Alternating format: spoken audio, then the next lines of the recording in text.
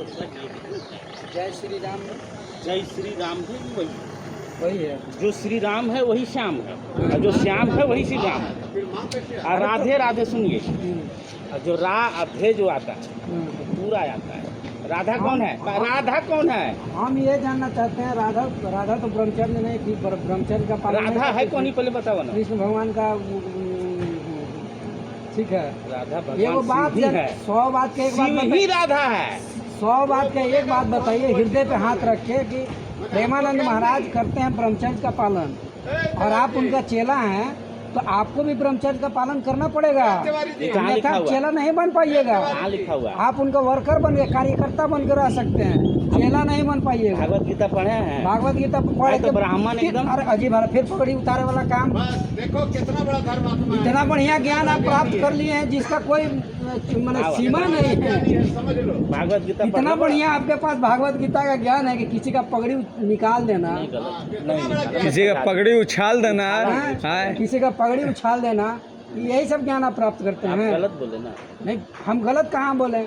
ब्रह्मचर्य का पालन जो करता है वही चेला बनता है, अन्यथा कार्यकर्ता बन सकता है। प्रेमानंद महाराज का प्रेमानंद भगवान क्या बोले? 4 गो सुनिए, 4 गो लइकन गया उनके पास, 4 गो प्रेमानंद महाराज, नीरज पांडे, अवधेश सिंह, जनार्दन यादव, एगो कौन राम चमार जाति से, ये 4-5 गो जो गए हैं ब्रह्मचर्य का पालन करते हैं, तभी उनके इर्द गिर्द में रहते हैं। बात समझे? हाँ ठीक है। इस चीज का भी पालन करना होगा। हाँ, ठीक है। ज्ञान अर्जित कीजिए, मना नहीं है, ठीक है, सुनिए, लेकिन भगवान उसका पालन भी कीजिए। प्रेमानंद महाराज क्या बोलते हैं? क्या बोलते हैं? जो शादीशुदा है वो भगवान की प्राप्ति नहीं, भगवान की कथा नहीं सुनेगा, उसका काम नहीं करेगा। करेगा, लेकिन क्या सिखाता है?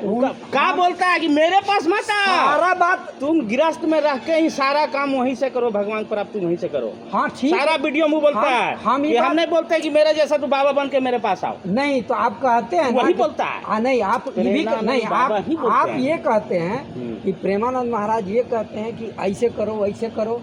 प्रेमानंद महाराज नहीं कहते हैं। प्रेमानंद महाराज ये भी कहते हैं, सुनिए, ये भी नहीं, जो आप मोबाइल में जो देखते हैं वही आप बता रहे हैं। हम भी मोबाइल में देखे हैं, भागवत गीता घर डेली हम तो सुनिए पढ़ा है। ठीक है, सुनिए, हाँ।